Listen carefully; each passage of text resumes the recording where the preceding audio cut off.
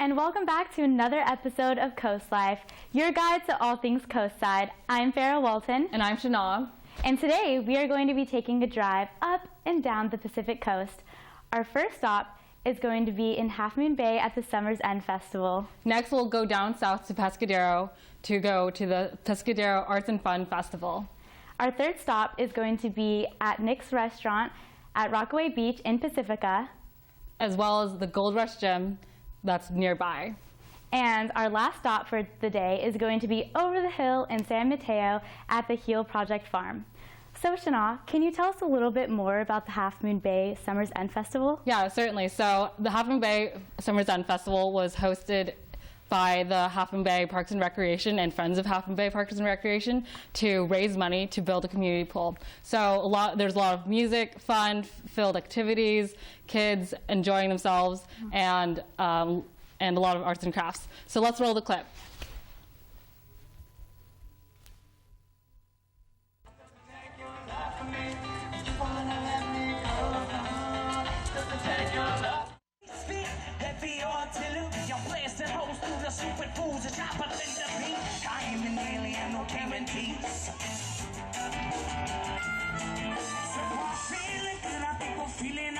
We are out here today at our Summer End Music Festival. This is our second year in a row. This year we have tons of activities lined up. We have tons of nonprofits out here promoting their programs. We got a lot going on. We got an amazing lineup of artists and plenty of fun to be had for all family members. We've got a kids zone dedicated down here.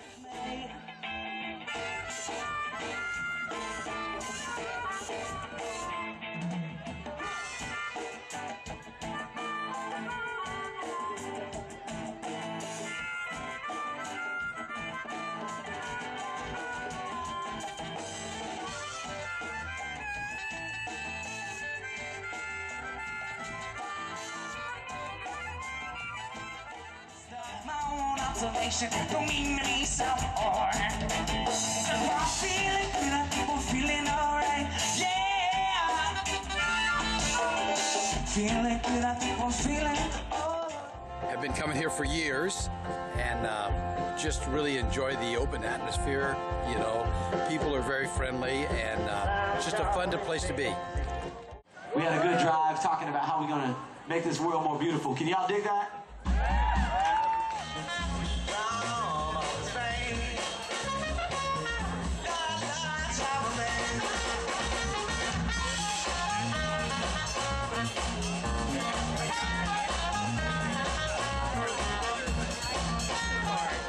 Actually really good. You know, I haven't experienced a band like this before at home, so it's been really good, and everyone's lovely here. It's sort of like a family environment. Everyone's friendly, so yeah.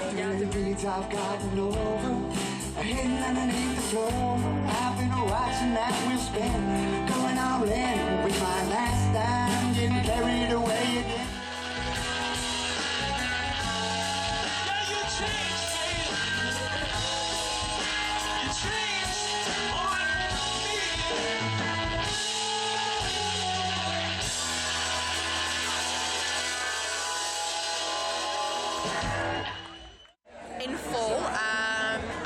To seeing the trees change. I mean, we don't call it fall in Australia, so yeah, so I haven't been here in fall before, but I'm looking forward to it, and Halloween coming up as well, so that should be really good. In the fall, the weather is just really nice, and if you want to go to a park, it's not going to be as busy. I love hiking. The trails have beautiful trails here, and so that's one of my favorite times of year is in the fall, and coming over and doing a lot of hikes. This is just a super awesome event that the city likes to put on for the community. It wouldn't be possible without our recreation team.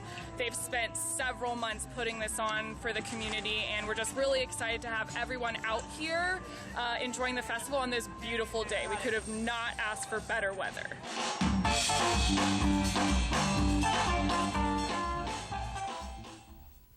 Hi again. So as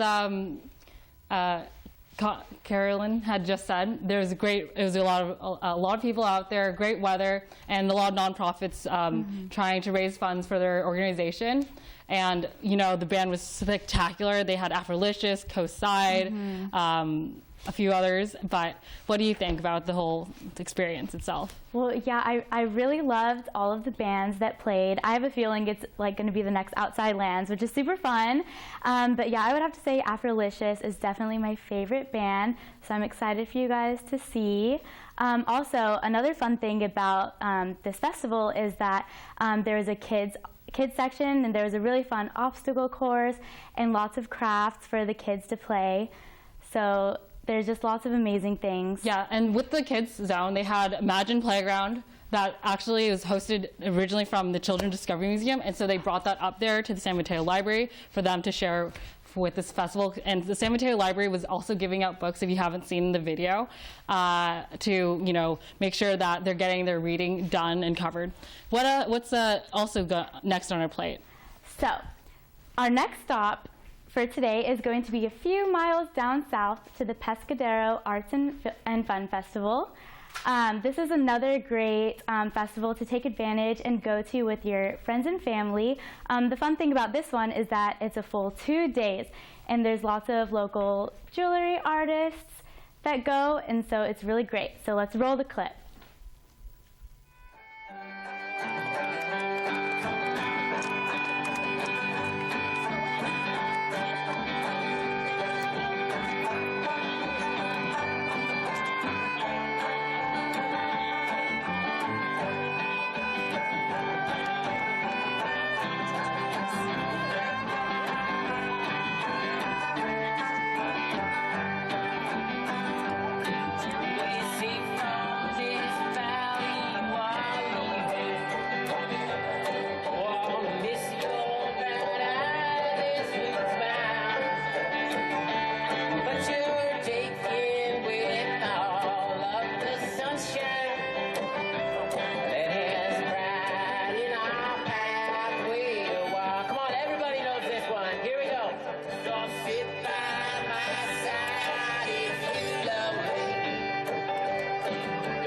I'm the owner of Tropic Options, and we are actually putting women back to work from home in the Central Highlands in Guatemala. Everything here is handmade with a needle and thread and tiny glass beads from Czechoslovakia.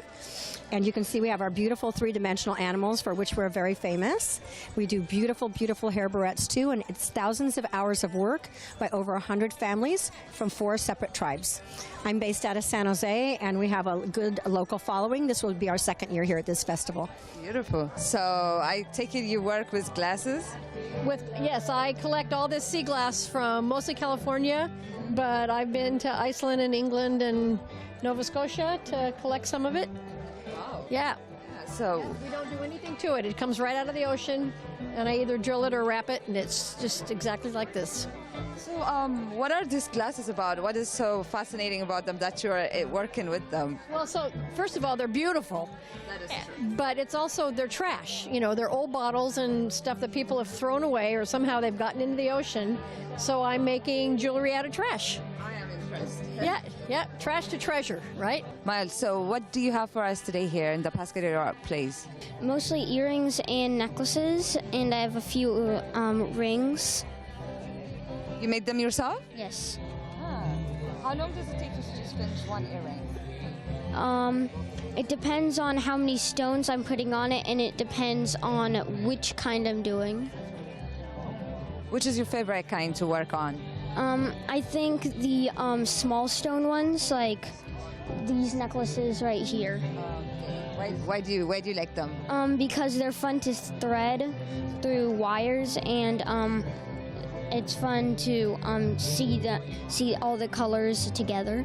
This goes side piece and Women in Black, and it's basically hoping to foster communication. So people will ask questions, we'll maybe see what your opinion is, and we'll have a conversation with you about the issues or the nice weather. So that's what Coast Side Piece is all about? Yeah, I think so. Fostering discussion, opening up people to maybe a different idea, different concept, way of thinking.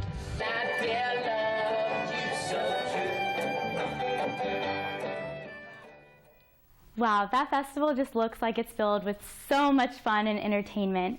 What was your favorite part of that, Shana? My favorite part was seeing such a young kid at such a young age, Miles Guy, who had started his own jewelry. Oh, yeah. Like, look how passionate he was in creating all that stuff. And this is just for fun. Like, imagine when I was a kid, I loved doing art, but look where I am now. Yeah. But anyway, what was the most unique thing about this experience? So I would say the most unique thing about this festival is that they actually went green. So they partnered with an organization called Heirs to Our Oceans, and it's a youth-led organization that wants to bring awareness to single-use plastic and why it's super harmful to our oceans and our planet and us personally. So Shana, how do you stay green? Well, I stay green by using reusable bags, trying to reduce my carbon footprint by taking transportation, and cooking more. Mm-hmm. So going on to the next video, we have a really cool car scene that's going on at Knicks Rockaway Restaurant. Yes. And there's so much out there. In fact, Marty kind of filmed the whole thing on his camera, and let's go into the next clip.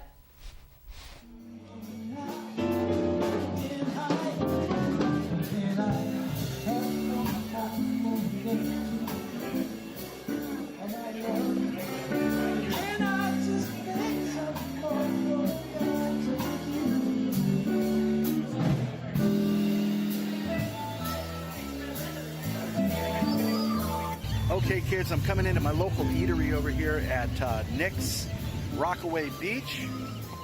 Just to show you, I am at Knicks Rockaway Beach. There you go. Yeah. Now what do I hit but a car show, man? Check this out.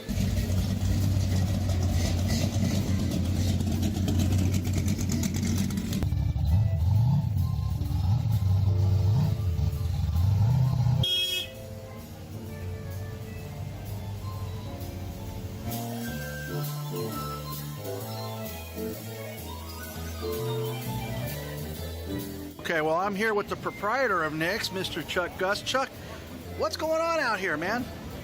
So it's all the old guys with old cars, and this is Thirsty Thursdays, and we're going to do it for about 6 or 8 weeks. Everybody puts their old hot rods together and comes out and shows them off. They show up. It's a little free appetizer and little music, and we all have a good time. It's awesome. You got me thirsty. So for the regular patrons, we got, I guess, park in the other lot or whatever, but it's worth it, man. Tell me what you got special for the regular patrons. I know you got maybe a little... Well, we give everybody direction, and we'll even park a car if need be. So, yeah, we'll valet it if need be. So, but everybody's really cooperating. It's one night a week, and everybody just comes out and has a good time. When's it run through about? Probably will take us through September, probably the first or second week in October. Awesome. It's a damn car show up at Knicks today, y'all. Look at this bad boy coming up here. Looks like a Chevy, I don't know what year. What do you think that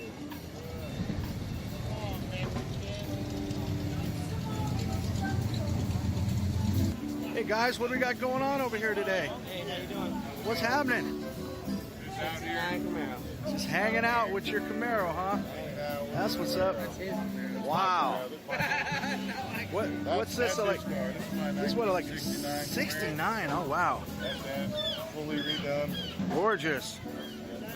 Ooh-wee. Look at that. That is pretty. Clean. Clean, crisp.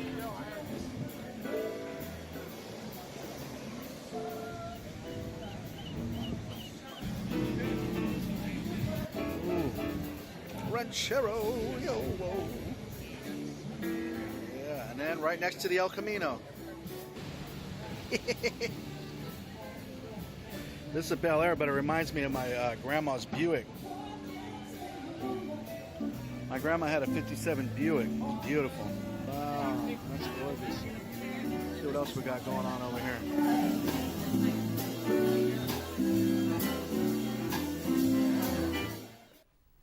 Wow, Knicks Restaurant looks like such a fun place to be at. I believe Marty enjoyed himself even more just being at the car show unexpectedly. One thing I thought was really cool are the cars and how clean they are, and you can just imagine just driving up the coast in those things. It'll be so nice feeling them and stuff. Yes, definitely. So Knicks Restaurant has been open since 1927, and they are a seafood restaurant and bar with great ocean views. And on the weekends, they have live music and dancing, so that's the place to be at if you're interested in that kind of stuff. They are open daily for breakfast, lunch, and dinner, and they have options for everyone. So if you're vegan, vegetarian, or gluten-free, you can definitely eat there since they have everything for everyone. And I believe Charlie was the landowner before, and it got passed over to Chuck, who now has been running the operations of the restaurant. He's been doing so great that he's done this Thirsty Thursday thing with the cars, and it's been an ongoing thing since. And if you have a really nice car show, bring it on over to Knicks Restaurant. And the next thing we have going on for the clip is the Gold Rush Wrestling, where Sharky Ballard had taken over the gym for about 2 years. And if you're really into the theater and performing arts, it's really kind of cool to see these guys have a lot of showmanship in how they wrestle. It's not just about like beating up another player. It's more about just tackling them in the most artistic way. So let's roll the clip and see what this is all about.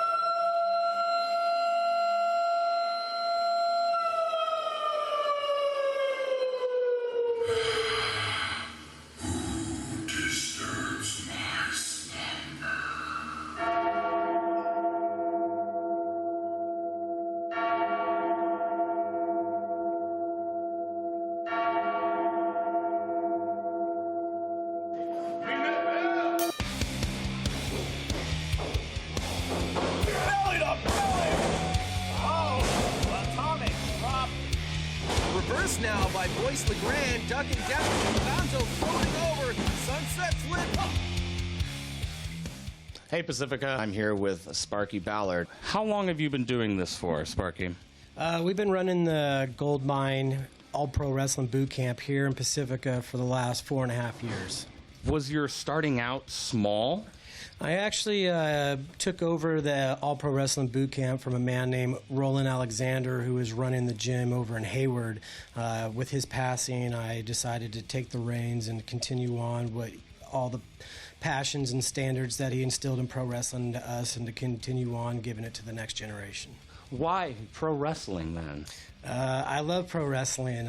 Pro wrestling, you're only limited by your imagination.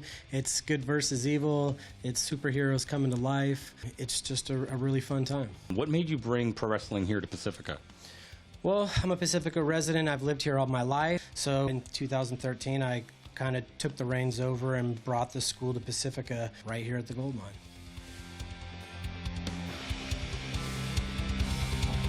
Grant is thrown Joey Gonzo out. Action in one more time, another huge clothesline. Oh, and pretty special bulldog combination.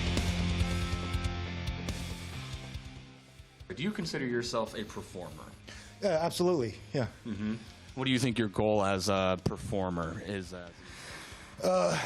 Just to improve, you know, keep raising my name on this scene, then hopefully move on to a bigger and better scene, and hopefully make this my living one day. Nice. How long have you two been wrestling? I've been training about 1.5 years. Okay. How about yourself? I've been training about 2 years, almost 3 now. So why this wrestling gym in particular? The Gold Mine is a very prestigious place in the area, and we would like to work more on the various other opportunities that are presented by working here at the Gold Mine.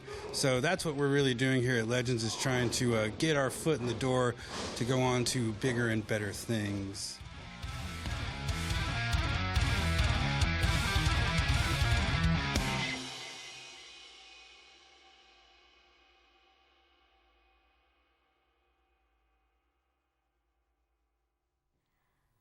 Well, it looks like if you're into wrestling, drama, and theater, this is the gym that you want to be at. Shana, can you tell us a little bit more about this? Yeah, certainly. So Sparky Ballard had continued the legacy of Alexander Rowland, from who started the gym at Hayward and brought it to the coast, to Pacifica, to run the gym, and brought his passion to wrestling to the community. And that's really what it's all about. It's all about putting that passion and drive into a community who can use that as an outlet for them to express themselves in certain ways. And for one thing, wrestling, you never really think of it as like a artistic sport because there's just so much aggression going in there. But I think what's crazy is that you can be whoever you want to be in the spotlight, and that's who they choose to be as a performer, entertaining the crowd. Definitely. So let's go on to our last stop, which is over the hill in San Mateo, to the HEAL Project Farms. Now, if you didn't know, HEAL stands for Health, Environment, Agriculture, and Learning, and they are a 2-acre farm that helps educate children where food comes from and why it matters to know where food comes from. Well, it's great to be sustainable. That's the #1 thing we're trying to do. Definitely. And educate our community more, and especially to the next generation. And I feel that they've done so strongly in really enforcing that. You know, we're more health conscious of what we eat. Yes. We want to make sure that it's organic, locally sourced. Yeah. And whenever we go to the menu, we're always asking, hey, where is this from? What farm is this from? Is it organic? And you want to know what you're eating. So let's roll the clip.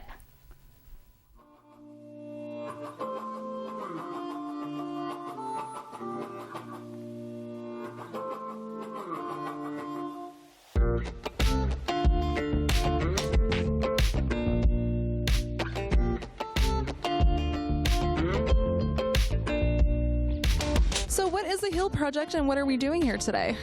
The HEAL Project is a unique environmental education program. We have both push-in, which are school programs during the school day at 2 schools on the coast, Hatch and Farrah on View.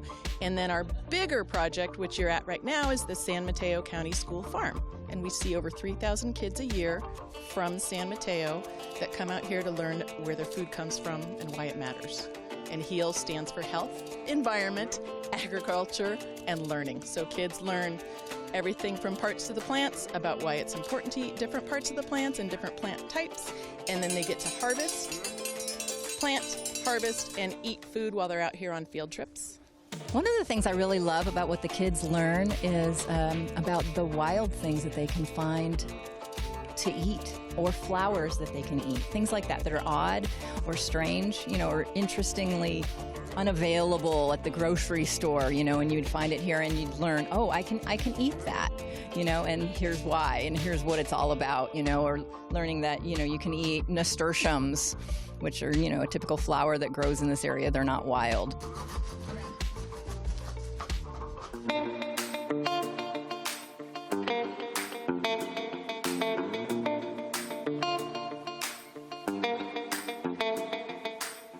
What brings you out here today? So I'm part of a community service group with my friends. We started as a Girl Scout group, and then we decided to kind of make it more our own. So we started our own group, and every month each of the girls hosts an event to do community service. And my mom found this online, and we were really interested in being a part of this event today.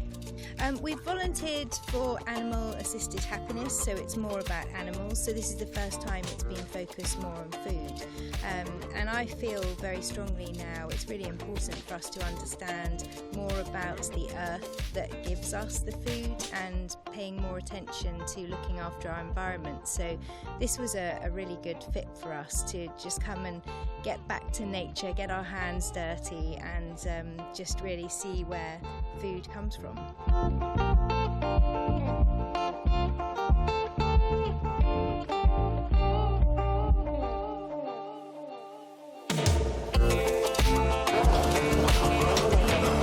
Yeah, so they actually connected it to this the rainwater reservoir, and then he dug a trench to get the piping over there, and the water pressure actually is enough to run the faucet.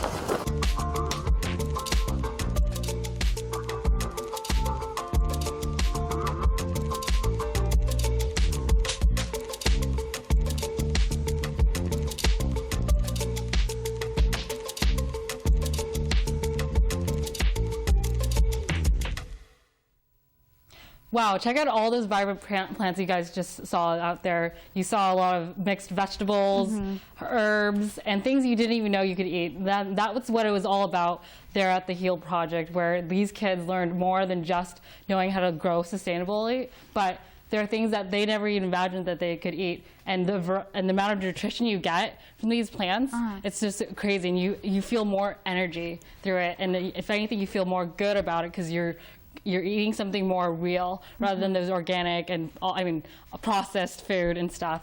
And when it comes to just passing this on to the next generation, more people are more conscious of what they're eating, and they'll do so much better in life for it. And so when it comes to just what they did to do it, they harvested everything out, right? Oh yes, and then the children are able to learn how to plant the food, harvest it, cook it, and prepare it so that they can then eat it. And actually 79% of the kids who had a lesson at the HEAL Farm were actually more excited to try different fruits and vegetables. So that's something really cool. And if you're interested in volunteering for the HEAL Farm, you could look at their website, which is thehealproject.org/farmvolunteer. And you know, one thing that's so crazy is that when my mom tried getting me to eat vegetables, she'd always put cheese on it so I could eat it, but I just eat the cheese and avoid the vegetables. But now that I know how to cook broccoli or any other vegetable, it's actually a lot easier to consume because it's the way I like it rather than getting it like overcooked on a plate, you know? That's so funny because my mom would actually put my broccoli in mac and cheese. Yeah. So our moms are the same. That was their secret to getting us to eat vegetables. Yeah. But you know, honestly, this has been an amazing journey going up and down the coast. Thank you guys for joining us. Thank you guys so much. I'm Farrah Walton. And I'm Shana. And thank you so much for watching this episode of Coast Life, your guide to all things coastside. Bye! And you can find us on Channel 26 and 27, also live on pacificcoast.tv. Yes. Bye! Yay! Hands. Was it? I don't know.